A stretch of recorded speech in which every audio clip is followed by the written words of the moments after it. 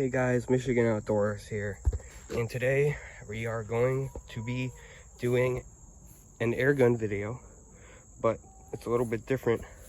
We got this Ballistics Gel 10% mixture. It is Ballistics Gel. It is homemade because the stuff from Clear Ballistics is pretty expensive. And let me show you the guns we're going to be using. So we're going to be using this DMPS Panther Arms SBR for the one. It's chambered in these 177 BB pellets. BBs. They're like 3 grain, I think. Now these are going probably around 475 feet per second out of this gun.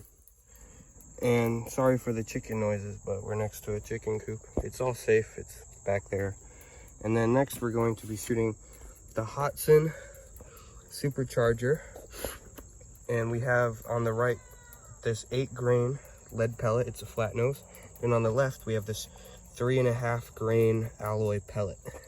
Now this pellet right here, the lead one, which is heavier, it's probably going to be going like 750 feet per second, while this one on the left is probably going to be more like 850. And then this is a pistol that I have. It's I forget what it's called. I think it's the Sig Saur M17, but the air gun version. We're gonna be shooting the same pellets as the Supercharger over here. So we have an 8 grain flat nose and a 3.5 grain lead free. And out of this, the lead ones are probably around 400, but the alloy ones are probably around 500. So that'll be cool. And then for the big guns, we have this 30 caliber pellet for this 30 caliber Hatsan Mod 130. These pellets are around 44 grains, so they're pretty hefty.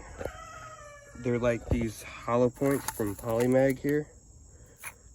Very nice pellets. So far they've been amazing. They have way more energy than the domed ones I found. These are gonna probably be going 590 out of that gun over there. And then we have a 22 air gun. I would use my 25, but the scope mount is broken on it, so I'll never end up actually using the thing. So I just excluded it. Plus we're already shooting so many things into that block. It's not that big. So yeah. And this Ruger, the 22 pellet is going out of the Ruger Targis Hunter at a speed of about 800 feet per second. I think it can be sometimes, it's either 800 or 900, but they have these 18 grain hollow point, like Phillips head screwdriver kind of a thing from H&M. All right guys, so I forgot, well, after shooting all the guns, I realized that there was a lot of room left for other things to be tested. So I tested 3 other 2 guns and 1 bow because there was a lot of room left.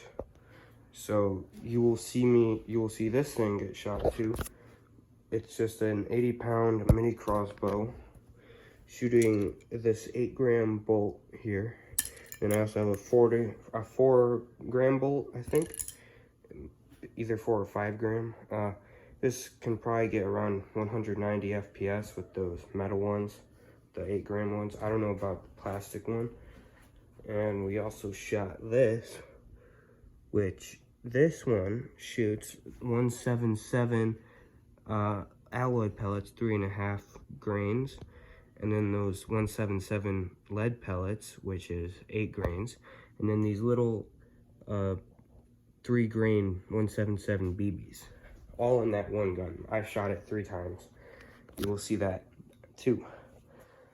Now, I also shot this, which is a semi-automatic and full automatic BB pistol. And it shoots these 3 grain 177 BBs. I forgot to mention, out of this revolver, these 177 alloy pellets here will probably be getting around 500 FPS, a little more. That's what they claim. That's what the people who made this claim. Those LED ones are probably 400 to 450, and then this one right here is probably also 450, these BBs. All right, out of this gun, this BB is probably 450 FPS. So yeah. Now you'll see the slow-mo. I'm sorry, I don't have a second camera, so I can't show you me shooting it because I don't have a second camera. So you're just gonna have to rely on the trust factor with that. But don't worry. All right.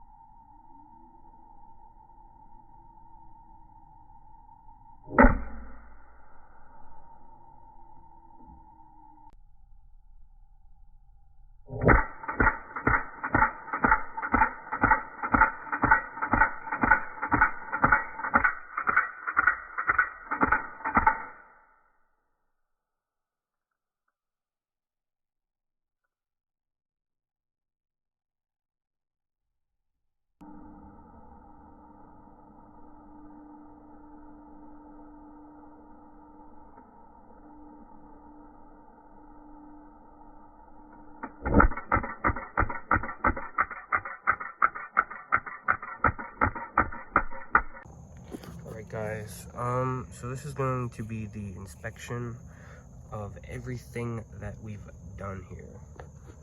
And I'm just more gonna be showing you the wound canal lengths with this tape measure. So, let me get that set up, just like that. Oh, crap. I have to stick it in the gel right here, but that's fine.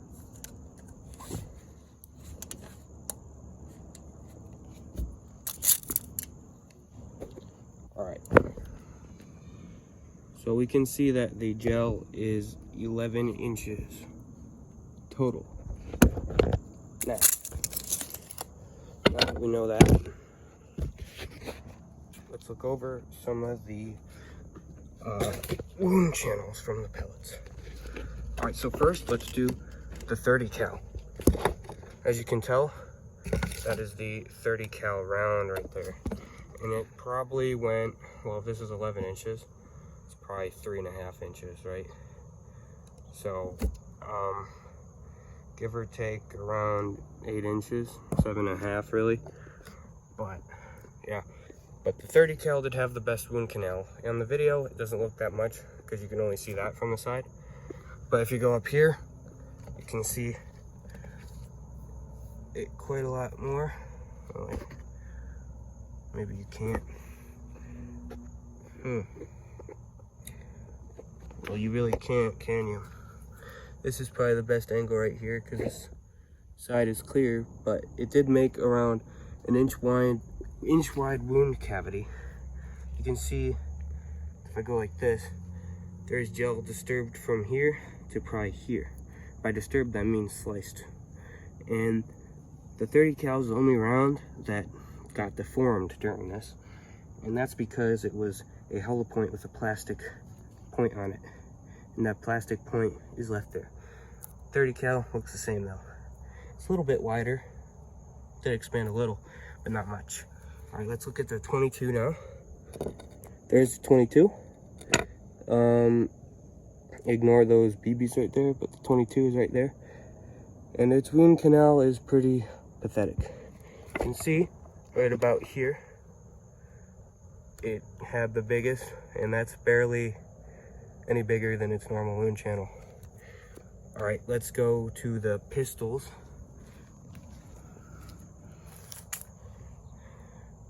All right, this is kind of gonna be hard to tell because we kind of flew out with this.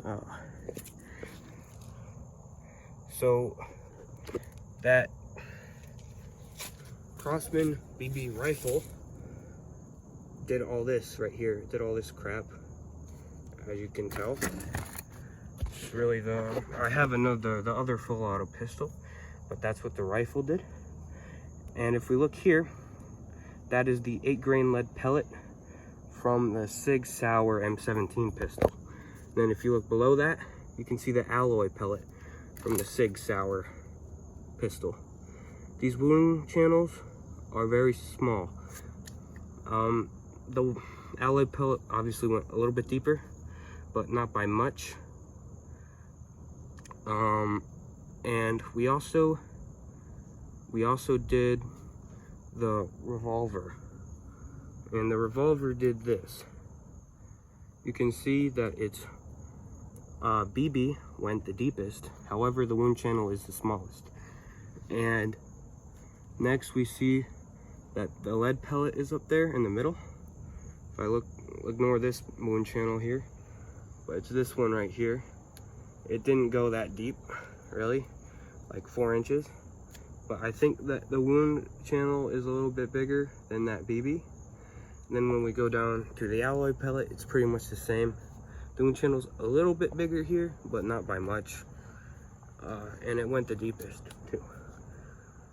And next, we shall look at the break barrel Hatsan pistol. It's called the Supercharger. There's the alloy pellet 177. I mean, sorry, the lead pellet 177 8-grain. You can see that it's actually, it did tumble a little bit, or maybe just that speed ripped the gel open a little bit more, because it did make a bigger wound channel than that semi-auto pistol and revolver. The semi-auto Sig Sauer pistol and revolver were equal pretty much. Just that the revolver can shoot these BBs, which go a little bit deeper. Now, when we look at the alloy pellet for that supercharger, we do see quite a difference. It goes about an inch deeper, which is quite a lot. But the wound channel is weird. It's a little bit smaller, but like you can see that the damage goes for a longer range than that lead one right here. So, yeah, that's it for the pistols. Now in the slow-mo, you can see the crossbow bolts. They did the same thing. They weren't that special. I mean by the same thing is they didn't make any wound channels. They just stuck in. That's all they did. They didn't, you know, that's kind of what they're for. They do their damage in mass, and speed usually causes those lacerations and stuff. But anyways, this is the Beretta, I forget, PFAM9B pistol. That pistol has the most popular video on my channel with 1,700 views, where I just did a quick slow-mo against an apple, I think. And look what it did. That's at least, I'd say 3 inches of penetration here. And I did do a single shot. That's probably the one that went the farthest here. And then I just full auto. You can see full auto, it's basically the same. It doesn't really lose too much gas there. Now, I do believe that is everything. Let's just take another look at that 30 cal wound channel. Like, look, that actually has, like, you know, a wound channel. Like, it sliced everything up in there compared to these other ones, like 22, just tiny slice. And these, it's just the path of the BB. That's it. But yeah, I think that is everything that I did. I probably should have done 25 cal, but I'm not going to be using that at all, so it's kind of irrelevant for me. Yeah, that is everything that I did. You can't even really see the crossbow wound channels, but they were right here, or on this side, I forget, in the middle. But yeah, anyways guys, thanks for watching this video. This was definitely very cool. And yeah, I'll see you next time.